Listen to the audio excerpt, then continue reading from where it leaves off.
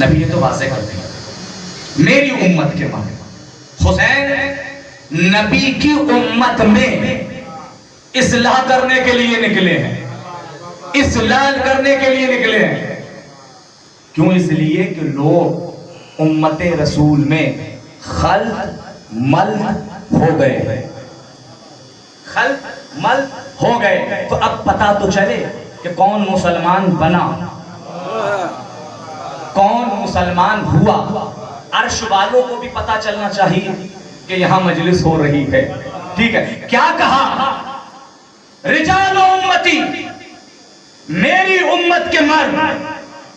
اب یہاں چاہے وہ بچہ ہو، چاہے جوان ہو، چاہے بوڑھا ہو، رجال میں مرد آتے ہیں، مذکر، نساء عورت، چاہے بچی ہو، چاہے وہ ماں ہو، چاہے بیٹی ہو، سلسلہ نسواں پیغمبر نے کہہ دیا تو ہم کسی سے نہیں کہیں گے، کسی سے نہیں کہیں گے کہ رو۔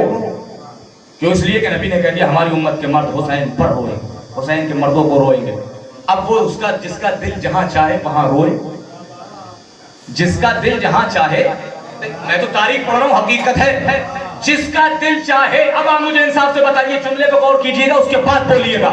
نبی نے کہا میری امت کے مرد، نبی یہ بھی تو کہہ سکتے تھے کہ میری امت کے مرد حسین پہ روئیں گے، میری امت کی عورتیں حسین پہ روئیں گی، لیکن یہ نہیں کہا، یہ کہا کہ میری امت کے مرد حسین کے مردوں پہ روئیں گے، میری امت کی عورتیں حسین کی عورتوں پہ روئیں گی۔ اگر نبی یہ کہہ دیتے کہ میری امت کے مرد حسین پہ روئیں گے تو دنیا دلیل نکال لیتی کہ حسین پہ رونا ثواب، اکبر پہ رونا بدعت، علی اصغر پہ رونا بدعت۔ نبی نے یہ شک ہی پیدا نہیں کیا، کہا کہ میری امت کے مرد حسین کے مردوں پہ روئیں گے، تو اب حسین پہ بھی رویا جائے گا، اکبر پہ بھی رویا جائے گا، اصغر پہ بھی رویا جائے گا، عباس پہ بھی رویا جائے گا، قاسم پہ بھی رویا جائے گا، اور محمد پہ بھی رویا جائے گا، سعید پہ بھی رویا جائے گا، حسین پہ بھی رویا جائے گا، حمید پہ بھی رویا جائے گا۔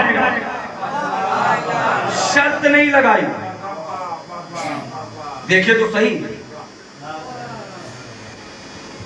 تشریح کرے تو صحیح کوئی لفظوں کی۔ میری امت کے مرد حسین کے مرد، میری امت کی عورتیں حسین کی عورتیں۔ اب آپ دیکھیں، یہ صرف اب اس میں عزادار کی عظمت بتا، حسین کا عزادار دیکھیے گا، کائنات ابھی معصوم کی ہے، عزادار کی بہت زیادہ منزلت ہے، فضیلت ہے، امام حسین کے سائر کی بہت زیادہ عظمت ہے، اور اس کو بہت زیادہ بیان کیا گیا ہے صادق علی محمد امام جعفر صادق علیہ السلام نے۔ امام کی حدیث ہے کہ کائنات کا ہر انسان دوسرے کے پسینے کی بو سے منہ بناتا ہے۔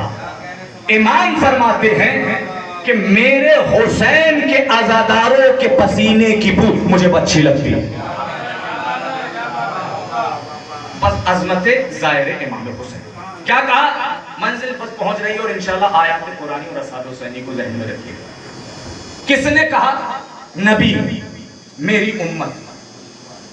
تو اب نبی نے یہ کہا کہ میری امت کے مرد حسین کے مردوں کو روئیں۔ اب جملہ سن لیجئے گا نوجوانوں، محفوظ کریے گا، بزرگوں سے چاہتا ہوں کہ توجہ سے سنیں، منزل دے رہا ہوں آپ کو۔ پیغمبر نے کہا کہ میری امت کے مرد حسین کے مردوں کو روئیں گے، تو اب یہ صرف مجلس حسین نہیں ہے، یہ قول نبی ہے۔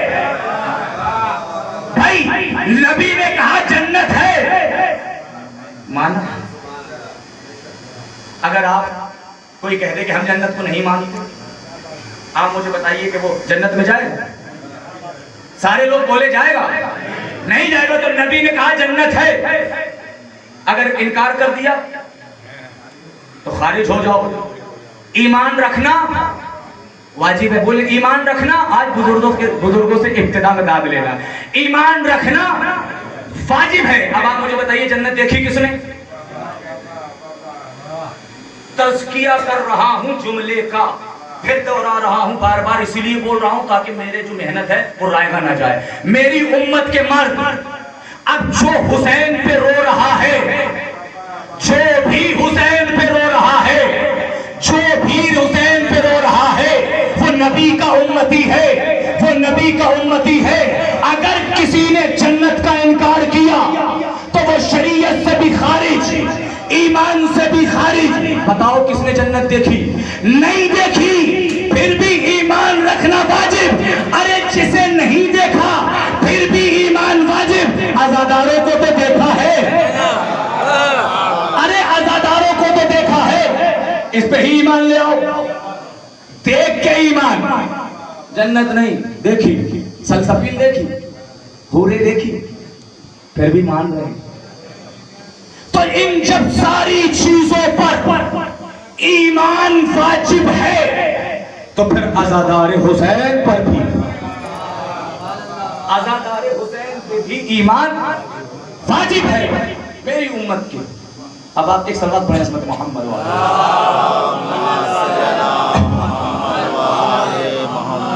آپ دیکھیں تو صحیح سلسلہ رجال اور سلسلہ نسمہ کو دیکھیں, سب کو سمیٹ دیا نبی نے دو جملوں, میری امت. اب جو روئے گا وہ نبی کا امتی ہے. دیکھیے گا کائنات کے کسی بھی ظلمت کے کارخانے میں وہ خنجر ہی نہیں بنا کہ جو چراغ ہدایت کی لو کو کاٹ دے.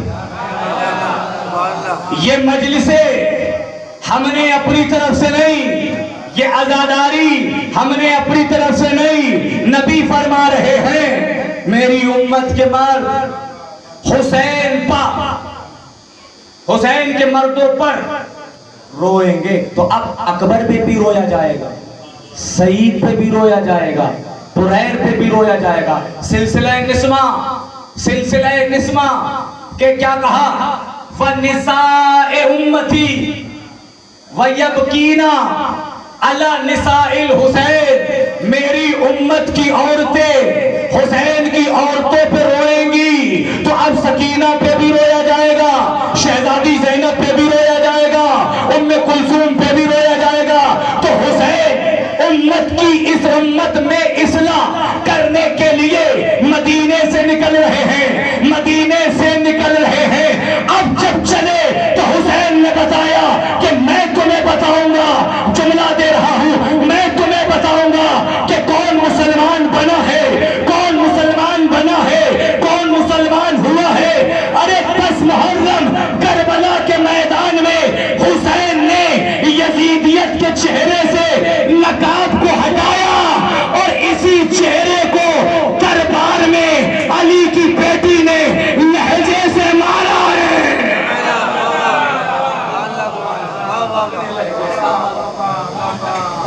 اپنے لہجے سے شہزادی یزیدیت کے چہرے سے نقاب ہٹا دی گئی. مجھے بتائیے مقصد حسین پورا ہوا کہ نہیں ہوا؟ آج پہچان سکتے ہو نا کہ کون مسلمان بنا؟ آج پہچان سکتے ہو نا کہ کون مسلمان بنا اور کون مسلمان ہوا؟ تو دیکھ لو کہ مسلمان ہوا کون ہے. 85 سال کا ہے اور ایران کی سرزمین پہ تھا. اب صرف تھا نہیں, اب بھی ہے. تم بولو یا نہ بولو, قرآن بولے گا شہید مرتا نہیں ہے, شہید زندہ ہے, شہید زندہ ہے. تو ایران کی سرزمین پر ایک علی کے چاہنے والے نے اتنا بڑا انقلاب لے آیا اور دنیا کو بتا دیا کہ دیکھو میں حسین کی سیرت پہ عمل کرنے والا ہوں. آج دیکھ لو کہ کون مسلمان بنا, کون مسلمان ہوا. اس نے اپنے ایک ہاتھ میں امریکہ کے گریبان کو پکڑا, دوسرے ہاتھ میں اسرائیل کے گریبان کو پکڑا اور دونوں کے گریبان کو پکڑ کے کہا کہ دیکھو تم وہ ہو جو مسلمان بنے ہو, ہم وہ ہیں جو مسلمان ہوئے ہیں. صلوات پڑھیں. اب حقیقت کربلا بتائے گی. کم سے کم نوجوانوں اتنے ہاتھ اٹھانا کہ جتنے غدیر کے میدان میں نبی نے اٹھائے تھے. دیکھیے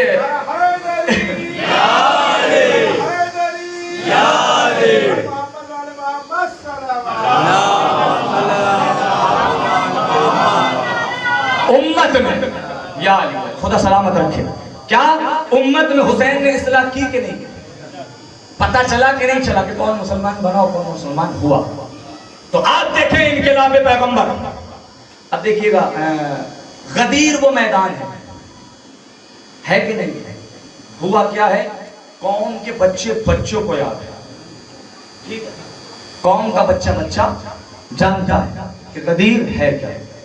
لیکن ہمیں کیا ہے کہ ہم غدیر سے صرف ایک جملہ نہیں لینا کہ من کنت مولا فہذا علی المولا. پیغمبر کے خطبے کو پڑھو کہ کیا خطبہ دیا ہے. پہلے امام سے لے کر 12ویں امام تک بیان کیا ہے. سنیں کہ کربلا ہے کیا. پہلے ایک جملہ یاد آ گیا وہ میں آپ تک پہنچا دوں. غدیر سب نے سنی، سب کو یاد. میں اپنی ایک محنت نوجوانوں تمہیں دے رہا ہوں، اگر صحیح لگے دل مطمئن ہو کہ محنت ہے تو بولیے. نبی نے کیا کہا؟ غدیر کے میدان میں جناب سلمان سے کہا کہ اے سلمان، میں ابھی موضوع کی طرف آؤں گا لیکن بس ایک جملہ ہے اس کو سنا. غدیر کے میدان میں جناب سلمان سے کہا اے سلمان، اگر اس پورے میدان میں ذرا سی کوپل بھی ہو، چھوٹا سا پودا بھی ہو، اسے اکھاڑ کے پھینک دے. غدیر سنیے، مجھے غدیر پڑھنا نہیں ہے، میں تو ایک جملہ سناؤں گا خالی. دیکھیے گا کہ میں بس اتنے ہاتھ اٹھانا کہ جتنے نبی نے اٹھائے. ہٹا دو. میں کہوں گا یا رسول اللہ یہ پودا کیوں اکھاڑوا رہے ہیں؟ رہنے دیجیے گا، دھوپ بہت تیز ہے، زمین بہت تپ رہی ہے. تو عجب نہیں کہ نبی کی آواز آئے کہ میں نہیں چاہتا کہ کوئی میدان محشر میں یہ کہے کہ یا رسول اللہ جب آپ نے علی کو اپنے ہاتھوں پہ اٹھایا تھا تو وہ چھوٹا سا پودا میرے سامنے آ گیا تھا. علی کی ولایت پہ کسی بھی طریقے کا کمپرومائز نہیں ہوگا، نہیں ہوگا. اب جملہ سنیں، میں اپنی محنت دے رہا ہوں خون جگر. دیکھیے گا اس اشرے کے لیے میں نے بہت محنت کی تھی لیکن وہ والا جو موضوع میں نے تیار کیا تھا وہ نہیں. بس ایک جملہ تمہیں سناؤں گا اور پھر اپنے موضوع کی طرف آتا ہوں. نبی نے پوچھا غدیر کے میدان میں کہ یہ بتاؤ میں کس کس کا مولا. نبی نے کہا کہ یہ بتاؤ، بس ایک جملہ سناؤں گا.